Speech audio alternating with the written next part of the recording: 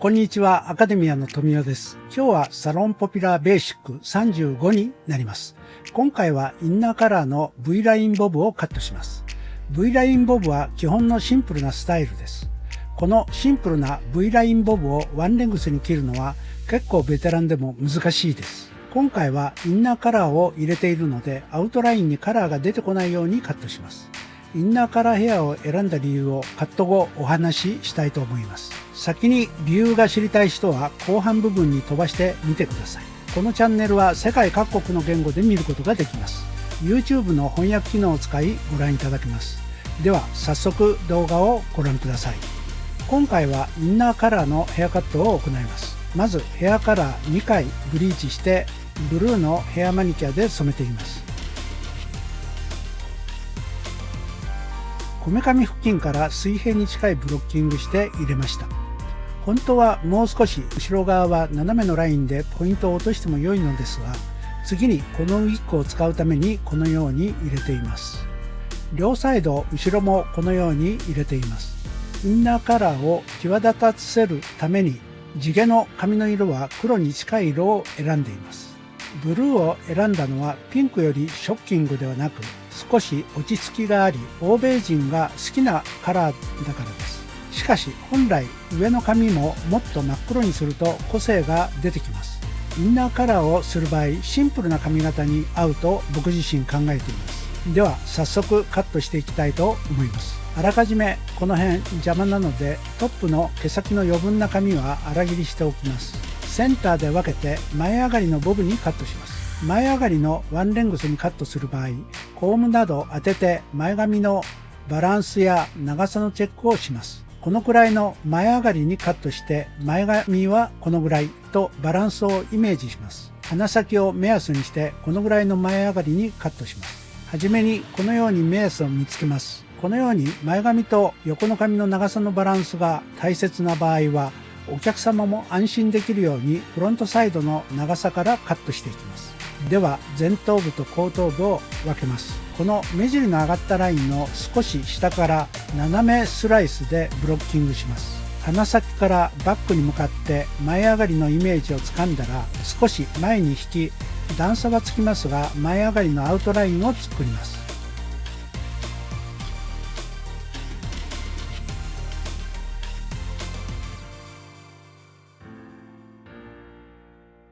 イメージより少し長めにカットしてあと何センチカットするとイメージ通りになるか見てからカットします。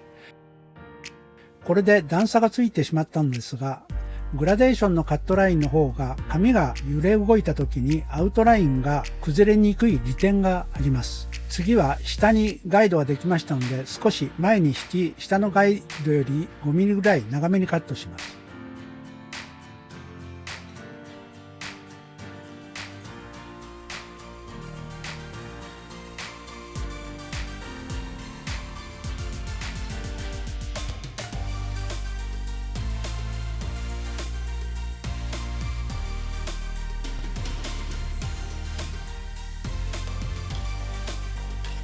トップ部分は前髪部分を分け取り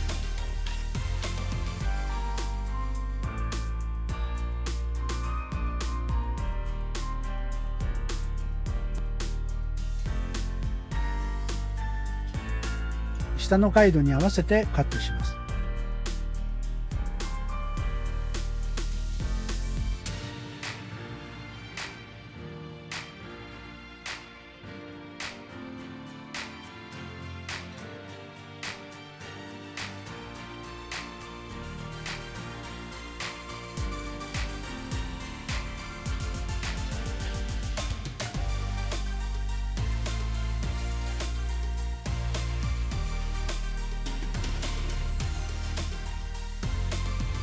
次に反対側も同じように鼻先を目安にグラデーションをつけて前上がりのカットラインを作ります。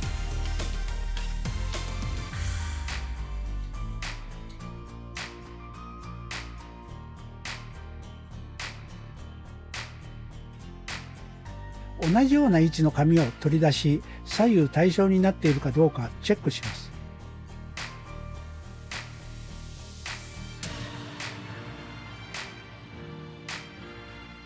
次のセクションは下をガイドに5ミリぐらい長めにカットします。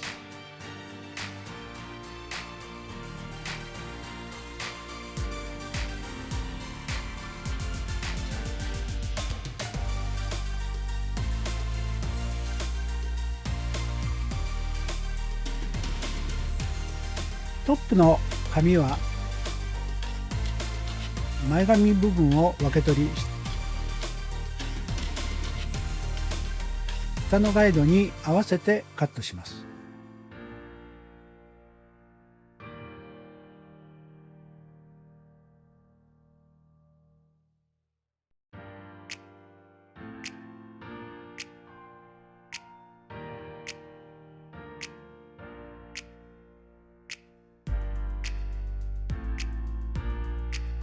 カットできたらワンレングスだとアウトラインが崩れやすいので前方向に引きグラデーションをつけますが、内側のブルーの色がアウトラインに出ないようにカットします。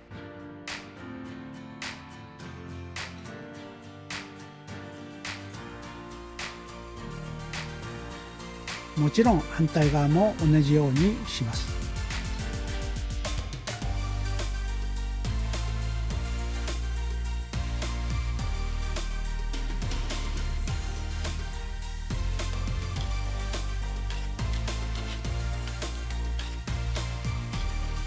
次に斜めスライスでバックセンター方向にブロッキングして、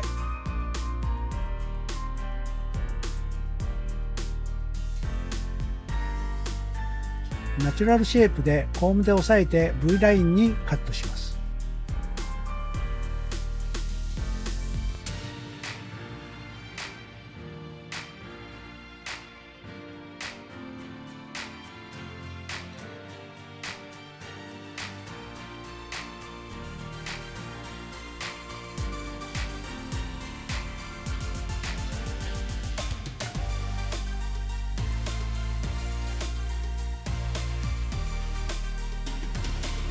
アウトラインが決まったら少しグラデーションをつけます。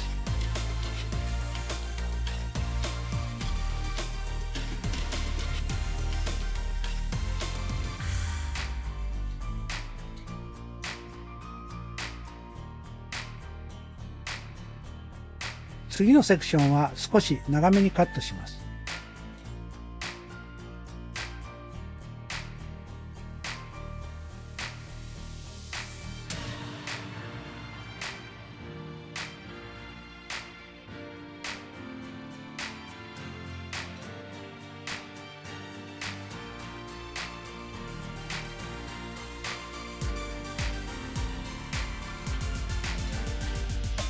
トップ部分はナチュラルシェイプしてガイドに合わせてカットします。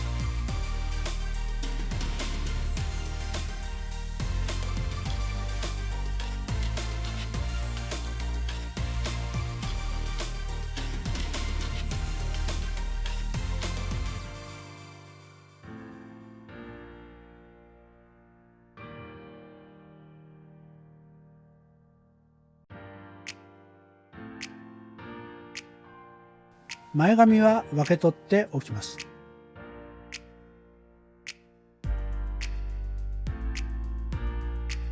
あとは同じ工程でカットします。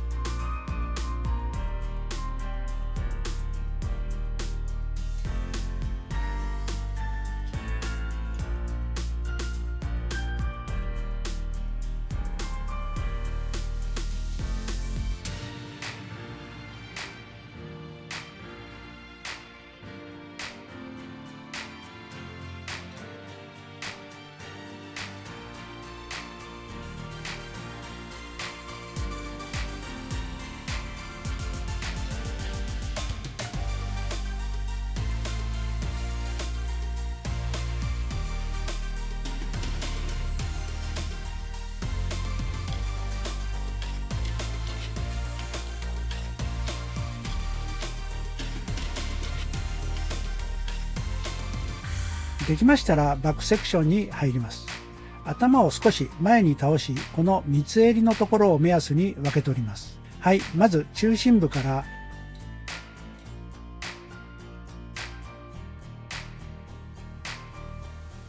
上の髪をブロッキングし、床に平行にストレートにカットします。この時、頭を少し前に倒してカットします。するとワンレングスにカットしやすくなります。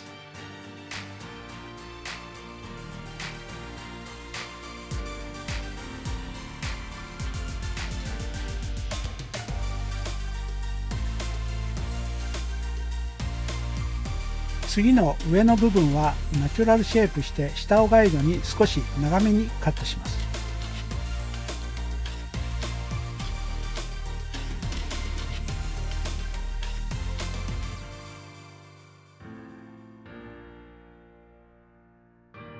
バックセンターのカットラインの延長線上でカットできる髪はカットします。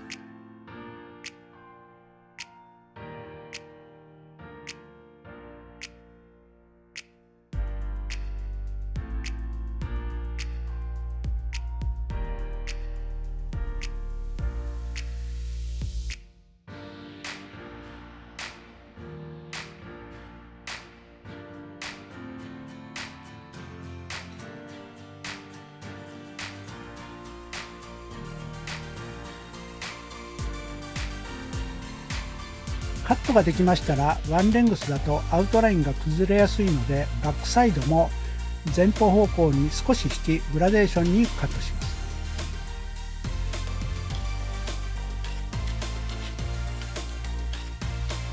下側のブルーの髪が内側から出てこないようにアウトラインをカットします。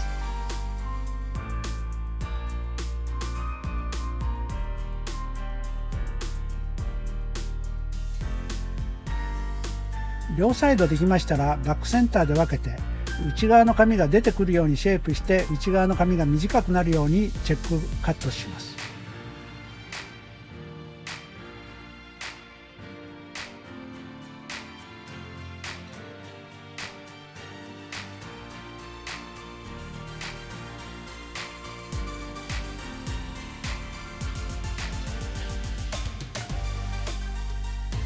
反対側も同じようにします。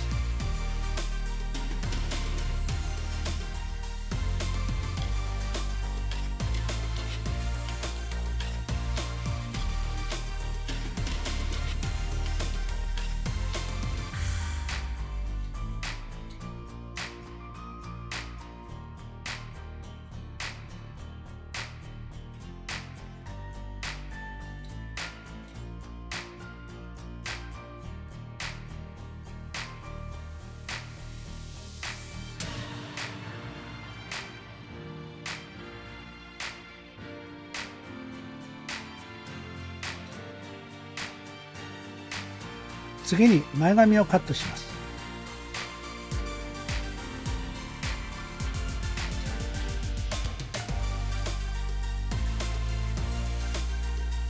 目尻の上がったラインを目安にブロッキングして、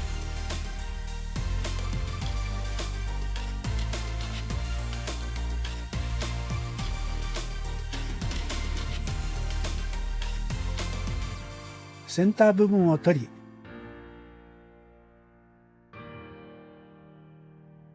眉毛が隠れるぐらいの長さにカットします。本当は個性を出したかったら前髪を短くカットすることです。今回は次にこのウィッグでヘアスタイルを練習することもあり、この長さでいきます。センターをガイドにあまり丸みをつけずにカットします。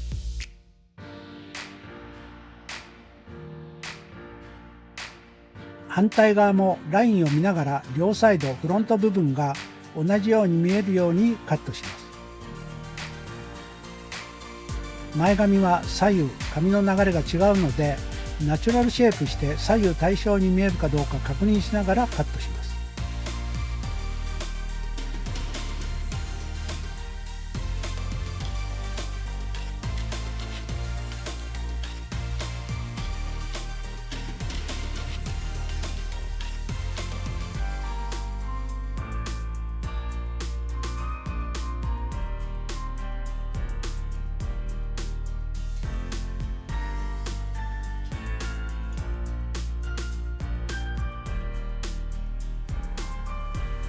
ウェットカットの終了です。では乾かしてからそぎとスライドカットを行います。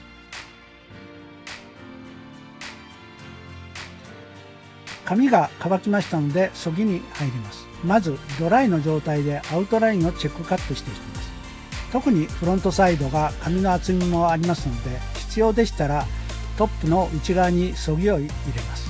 今回はスライドカットで紙が動いた時にインナーカラーがちらりと見えるようにカットしていきます。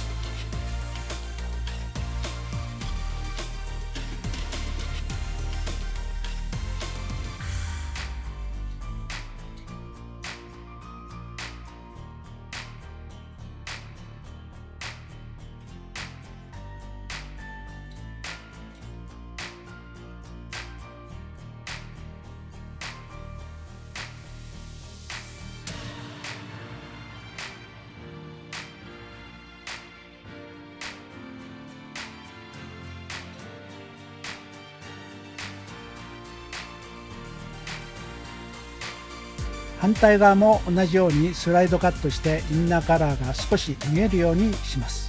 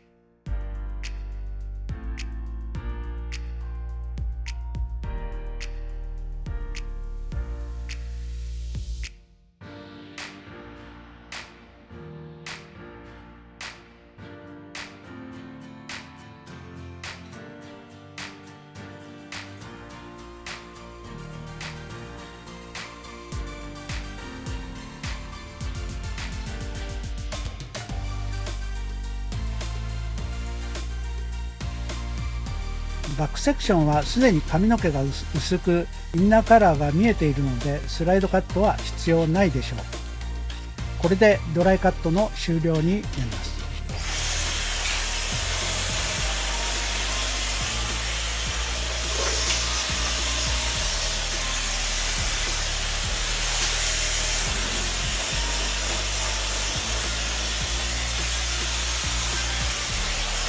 ドライヤーの風で髪が動いた時にどのような見え方をするかをチェックしながら形付けていきます。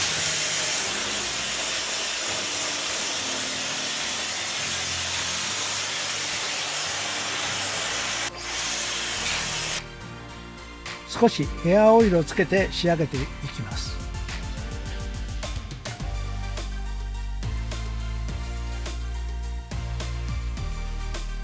はい、仕上がりました。ちらりとインナーカラーが見えています。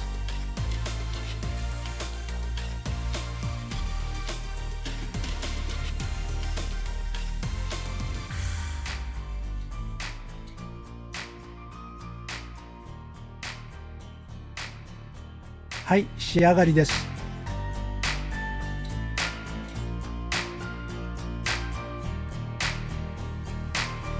アレンジで少し髪を動かしてみました。いろいろな髪の動きに対して内側の髪がちらりと見えて違った表情を見せます。はい、インナーカラーの V ラインボブカットです。カット方法はベーシックなカットスタイルですが、前上がりのボブは意外とベテランでも難しいです。今回はワンレングスでも切れなくはありませんが、アウトラインの形が崩れにくいように少し段差をつけています。例えばお客様があまり髪の長さは変えたくない、だけどイメージを少し変えたいなどと言った時、あなたはどのように考えますか？僕はそのような時、パーマやヘアカラーなどイメージチェンジすることを提案します。もしウェーブパーマもかけているとしたら、ストレートパーマを提案したり、ヘアカラー、色もあまり変えたくないなどの場合は、インナーカラーを少し入れるなど、入れ方は少なく入れたり、今回のように内側に多く入れたり、方法はいろいろですが、長さをあまり変えないで気分を変えるには、髪の色やウェーブなど質感を変える提案が良いでしょう。特にインナーカラーは昔から着物やスーツなど見えないところ、裏地に凝るのが粋とされてました。今でいうクールといったことでしょう。前髪内側、もみあげ付近など入れ方はお客様と確認の上決めると良いでしょう。お客様も気分が変えられ、僕たちも提案ができれば最高です。次回はこのウィッグを使って違ったヘアスタイルのカットをします。それでは皆さん、もしこのチャンネルが良いと思ったら、いいねボタンとチャンネル登録よろしくお願いします。